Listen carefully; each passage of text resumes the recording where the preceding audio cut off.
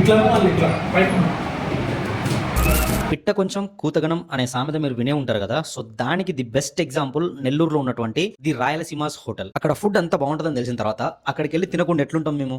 So అందుకని ఈ రోజు ఈవినింగ్ డిన్నర్ అక్కడ ప్లాన్ చేసాం. మేము పోయే వరకే ఆల్రెడీ జనాలతో నిండిపోయింది. లంచ్ టైమ్ లో అయితే ఇక్కడ టేబుల్ దొరకడం కూడా చాలా కష్టం అంట. ఈవెన్ మేము వెళ్ళిన తర్వాత కూడా టేబుల్ కోసం ఒక హాఫ్ అన్ అవర్ అయితే వెయిట్ చేసినాం. అది వేరే విషయం అనుకోండి. ఇంక ఇవన్నీ పక్కన పెట్టి ఫుడ్ విషయానికి వస్తే ఫుడ్ ఇక్కడ చాలా బాగుంటది అని చెప్పేసి బయట టాక్ అనమాట. సో మేము తిన్న తర్వాత కూడా సేమ్ ఎగ్జాక్ట్ అదే ఫీల్ అయినాం. జబర్దస్త్ ఉండే ఫుడ్ అయితే. నాన్ వెజ్ ఐటమ్స్ మాత్రం క్రేజీ అనుకోవచ్చు. అండ్ సెట్ దోశతో పాటు ప్రాన్స్ ఫ్రై ట్రై చేయండి, బట్టలు చింపుకుంటారు తింటే. సో అంత బాగుంది అది. అండ్ ఈ హోటల్లో మేమైతే కొరమీన పులుసు, prawns fry, paya and mutton biryani అయితే ట్రై చేసినాం అనమాట.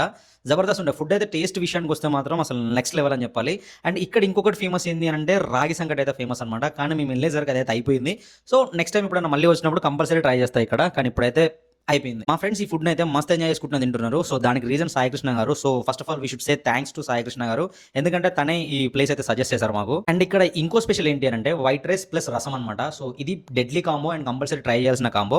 అండ్ ఫైనల్ గా మనకైతే మజ్జిగ ఇస్తారు. టేస్ట్ మాత్రం అదిరిపోద్ది. అది మాత్రం అస్సలు మిస్ అవ్వకండి. సో ఇదంతా అయిపోయిన తర్వాత పక్కనే ఉన్న ఐస్ క్రీమ్ పార్లర్కి వెళ్ళి ఐస్ క్రీమ్ కూడా ట్రై చేసినాం మేము.